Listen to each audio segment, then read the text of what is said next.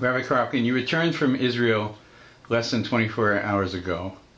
I'd like to discuss with you your mission to Israel during the ongoing Gaza war. Sure. How did the mission come about? About a week ago, right before Shabbos, I just felt that it was so important for us to be connected in some way, both on a personal level. I wanted to be in Israel, but also more importantly, I felt we are a major congregation in the diaspora, and we need a representative to be there to represent our community and to show solidarity with the people of Israel who are going through so much right now. And so I spoke with the president of the shul, and we talked about the possibility of me joining a group. I'd originally planned to go with the RCA, the Rabbinical Council of America. Unfortunately, they weren't able to put it together in time. And the only other group that I was personally aware of was the UJA Canada mission that was leaving. And so I spoke very quickly to one of the leaders of UJA Canada, who's in our shul, Morris Perlis, over Shabbos, and he was able to give me all of the logistic information that I needed right after Shabbos was over. He sent me an email. I spoke to the organizers, and they quickly got me a place within the mission for, a place in the hotel, a place on the bus. And then it was a matter of just getting a flight. And due to the generosity of our members, I was able to get a flight with someone's points. It's funny because I normally don't do this, but I just got up after Minyan on Sunday morning saying, I'm trying to get to Israel. I need someone's help. Please, if you can help me. And then there was a swarm of people that came over to me afterwards, and we all put it together. I mean, we have an amazing group of people in our community. What was the purpose of the mission? Is it a three-part question for the group that was going, the UJA group as you perceived it, for Israel, in the sense of what was the impression you expected the people that you were going to meet with to get? What was the purpose of that? And what was the purpose for you as a Jew and as a rabbi? That's a very insightful question. It's a series of questions because there were multiple objectives from multiple different parties.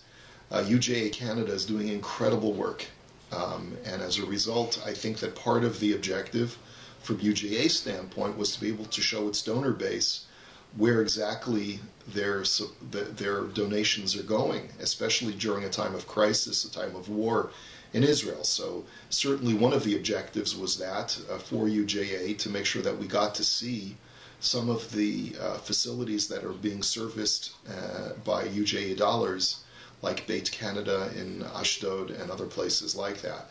And I think another objective was for the people who came on the mission, who felt the same way that I did, that we needed to be able to show solidarity with the people of Israel and wanted to be able to just do something, even if it's only symbolic, but the symbolism goes a long way when people are under crisis.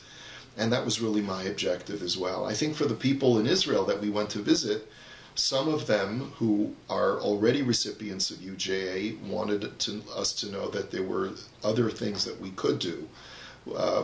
We went to the Barzilai Hospital, and the director of the hospital met with us, hearing that we're UJA Canada, and letting us know that this hospital was built in the 60s. It was not built with fortified walls, fortified rooftop, because there was no Hamas in the Gaza Strip at the time, and there was no thinking that since even though this hospital is in Ashkelon and is right near the Gaza Strip, we don't have to worry. All right, there was no thought like that, and he wanted us to know that this is where we could help. We went to Sderot, and there too, the head of the yeshiva, Rav Fandel, the head of the Hesder Yeshiva in Sderot, wanted us to show us what he's building so that people should know that they need extra funds to be able to finish a yeshiva that is not only a yeshiva for boys who are learning and going to the army, but is also sort of a makeshift resting spot for chayalim, for soldiers who are on their way to the front lines in the Gaza Strip.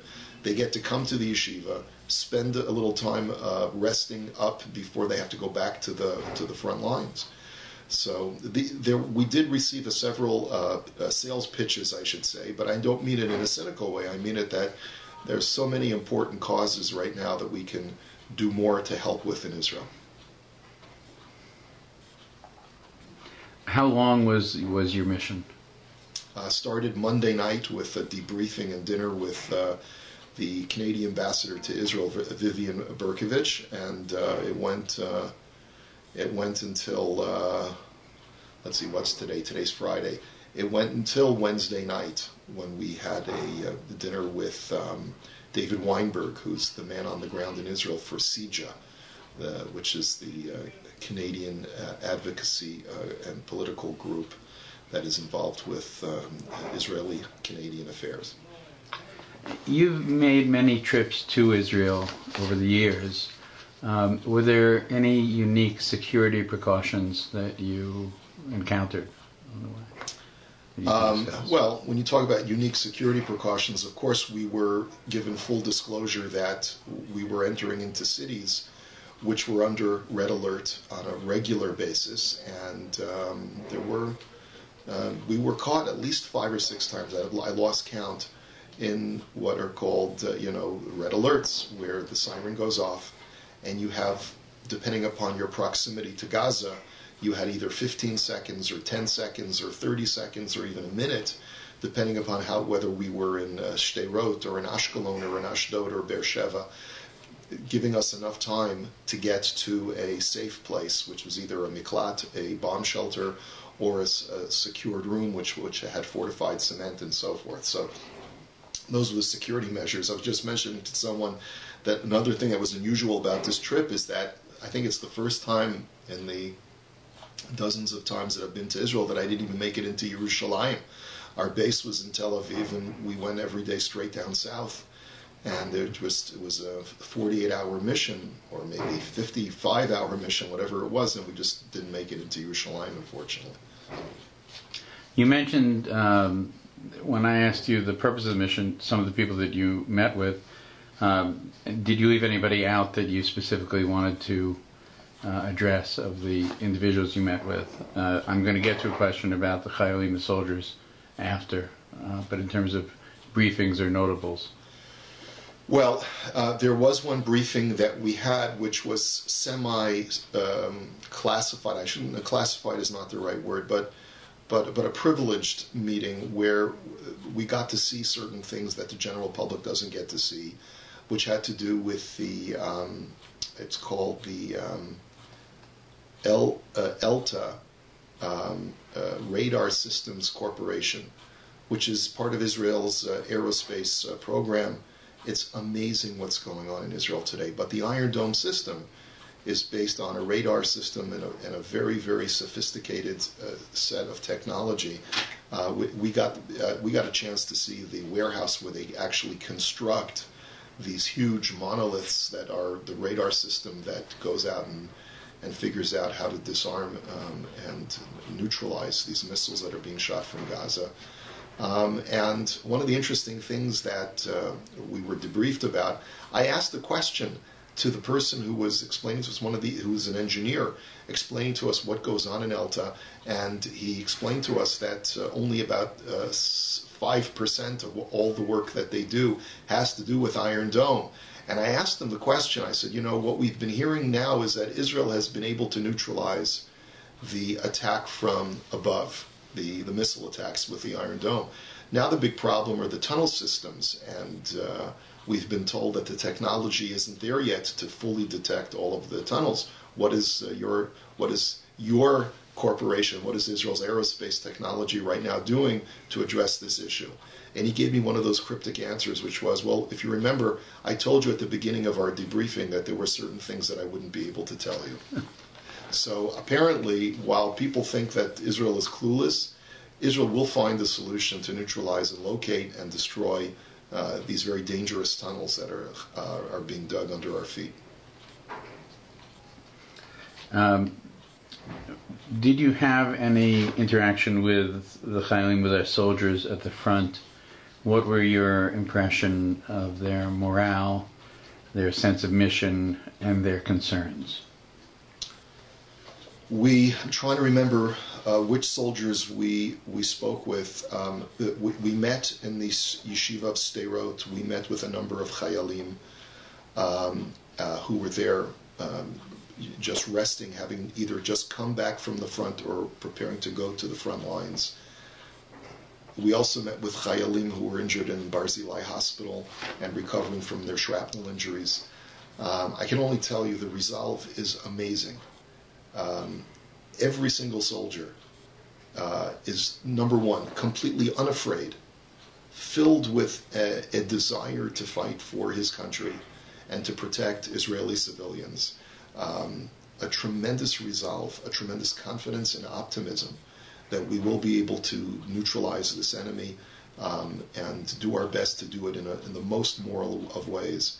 The tremendous pride that these Chayalim have partially is due to the fact that, number one, they believe in the justness of the cause, but also because it is the most moral army that has ever fought. And so even if you have to do acts of violence, you're doing it in the most compassionate and moral way possible. The loss of civilian life is tragic. Even one life is tragic. No one wants to see Palestinians die in the Israeli army. But at the same time, the soldiers can walk into the battlefield knowing full well that every precaution humanly possible is taking place on the Israeli side. Unfortunately, what Hamas does is they take children and they hold a child in one hand and hold a gun in the other hand and go out against the Israeli forces. And when that's going on, it's a very, very difficult situation. Unfortunately, also because Israel is fighting such a moral war, it sadly means that there are going to be more casualties on the Israeli side and within our army, which is why we're in the 30s now of the number of casualties. Very, very sad, but that's the price you pay for being a moral people.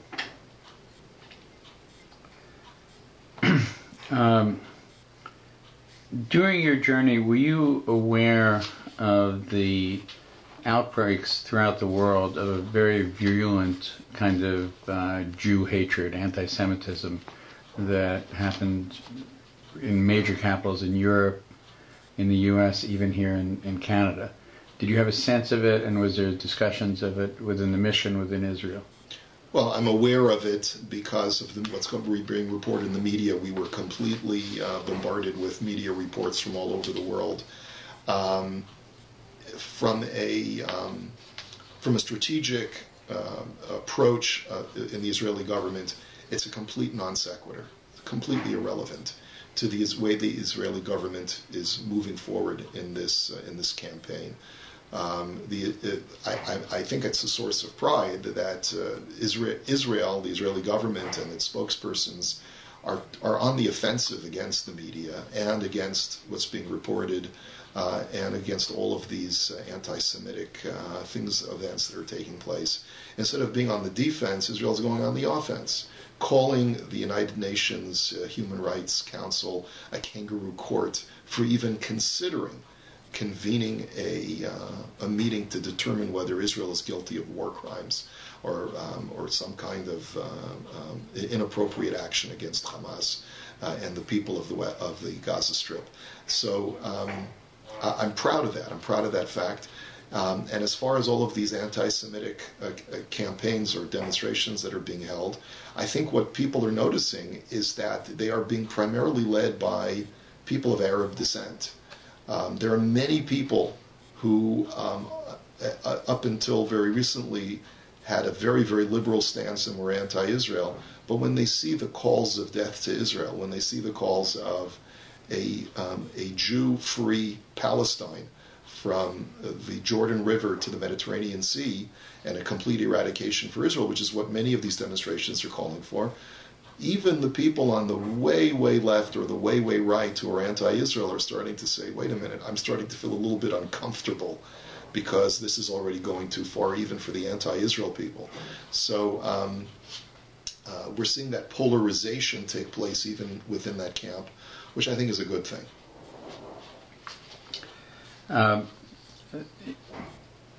During my lifetime, I have not witnessed this kind of outbreak, which is not, there was always a division spoken of by the enemies of Israel, that one is anti-Zionism, one is anti-Semitism. The mask has been removed from that now. This hatred is not a new hatred. It is, it's called the devil that never dies. Do you think that the existence of Israel has changed this equation from where it was for the previous 2,000 years? Oh, most certainly the equation has changed. Before the founding of the State of Israel, when these kinds of flares raised their ugly head around the world, there was no place for Jews to go. There was no place that we could call home. There was no sanctuary for the Jewish people. So the one saving grace of the fact that France doesn't want Jews in it anymore, and that Jews are going to have to leave France and are already, you go to cities like Ashdod, to Ashkelon, to Yerushalayim, and to Tel Aviv. There are so many vacant, newly built apartment buildings and homes because the French are buying them up as quickly as they get put up, and then they remain vacant because French Jewry is just waiting until it becomes intolerable. Right? So that's what's happening right now in France. But thank God that we have the State of Israel. Like you said, we're never going to be able to stop this devil that never dies. It is going to continue. You can't blame Israel for anti-Semitism because Israel's a recent phenomenon and anti-Semitism has been going on for thousands of years. But thank God now we have a place that we can go to and we're strong. We're in a position of strength. And if there's a country that, basically decides that they don't want us anymore, we can leave and we can go to our homeland. How do you perceive the benefit of the mission to the people of Israel? I was myself concerned. Are we going to be more of a burden than a help? Like, are we just going to get in the way? These cushy Canadians, who are coming to Israel, is it more fluff? Is there no substance to it? But I was wrong.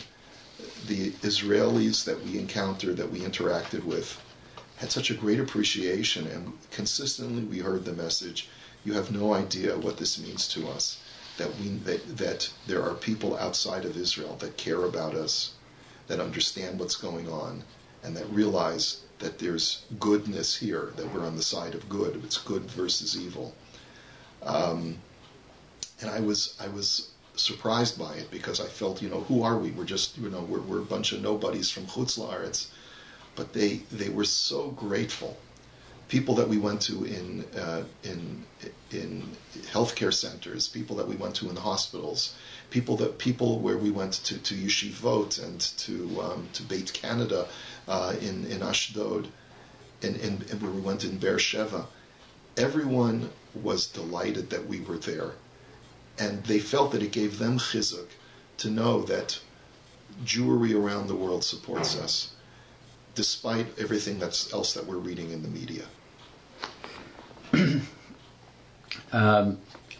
You grew up in the United States, but you came to Israel as a leader of a Canadian community.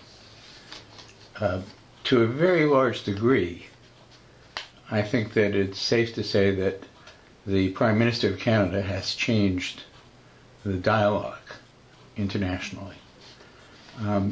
Did you feel a certain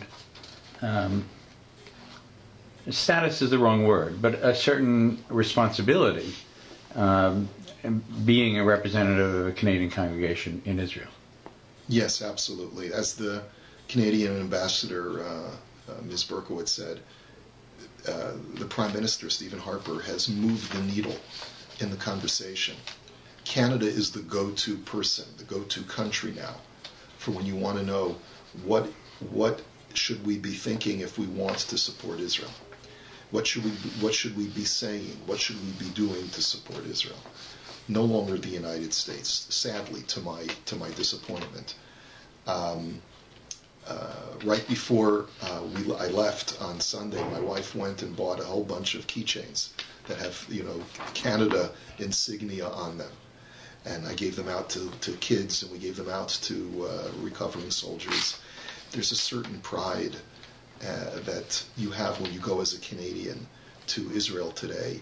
There has never been a better time for Canadian-Israeli relations, and Canada is a hero to every single Israeli today. And it's a great source of pride. So wherever we went, when we told people that we were from Canada, we got a tremendous amount of pats on the back, tremendous amounts of yishar koachs, and a lot of thank yous.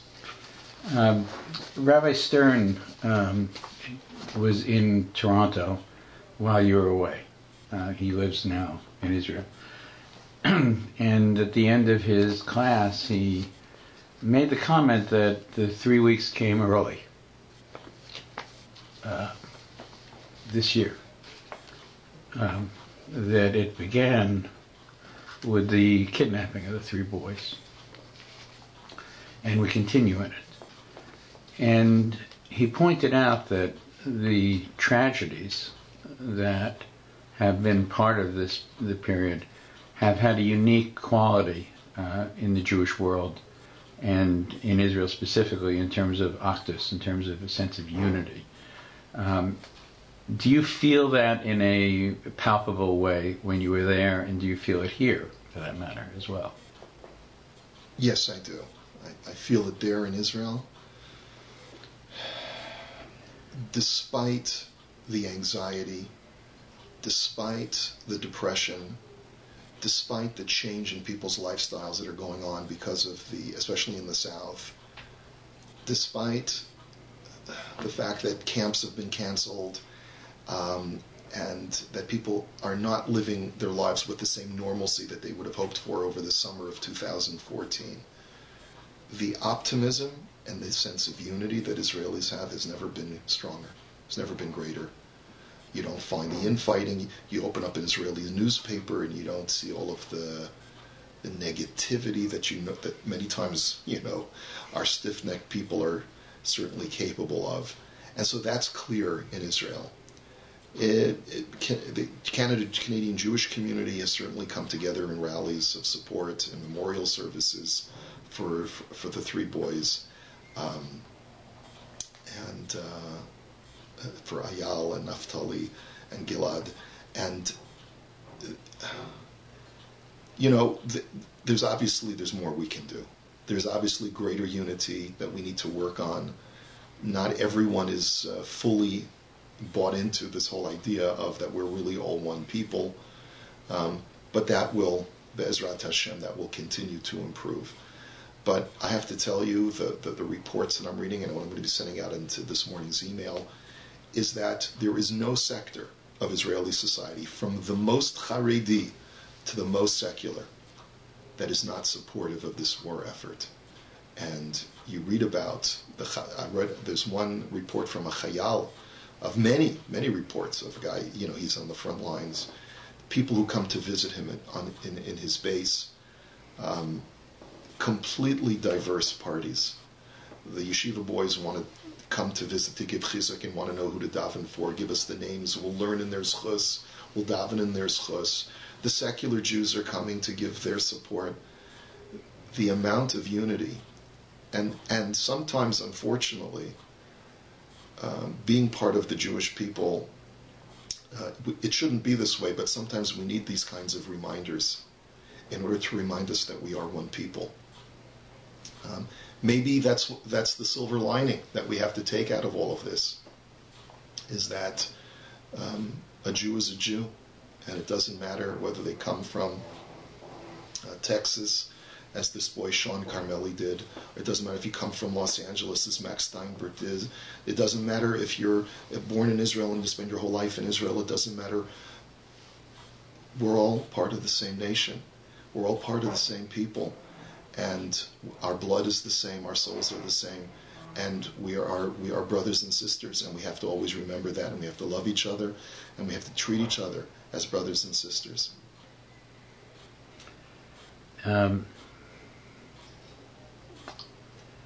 Do you have a message that you specifically bring back to Canada as a result of the trip?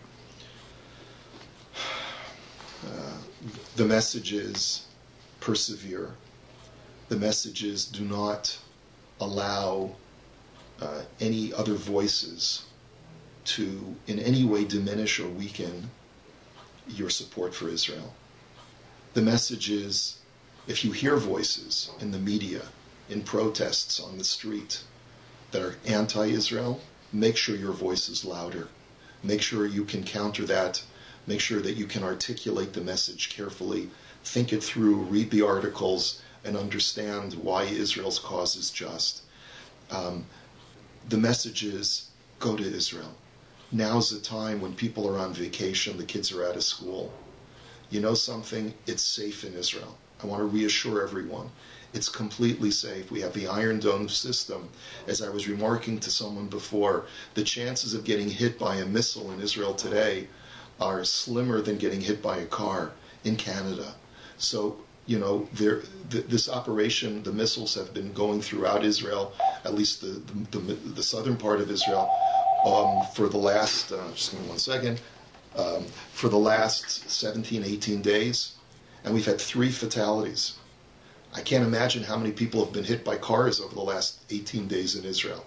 So a person shouldn't be concerned about safety.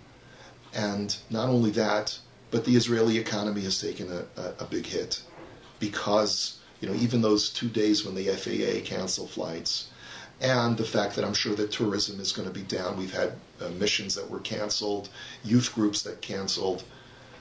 So while Baruch Hashem, Israel continues to thrive, and it will continue to thrive, but you'll be giving tremendous chizuk to the people of Israel, to the Israeli economy, to the state of Israel.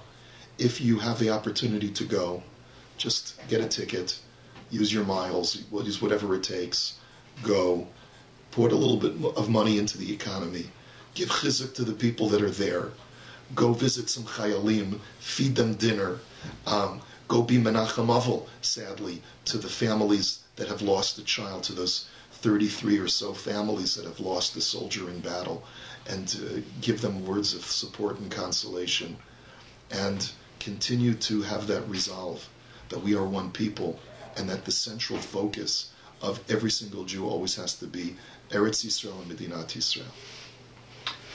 What was the most unexpected experience that you had there?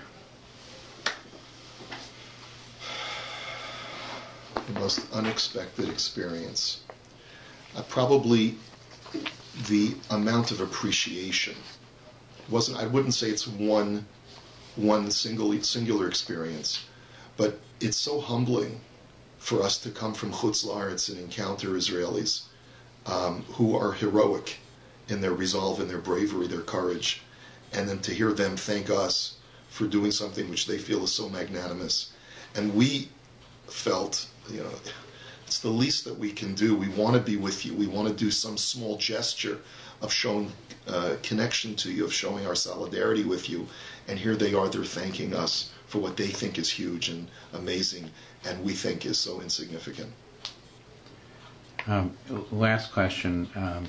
What was the most moving experience that you had? It was between the hospital visitation and being Menachem Avel to the Carmeli family who's sitting Shiv in Ranana.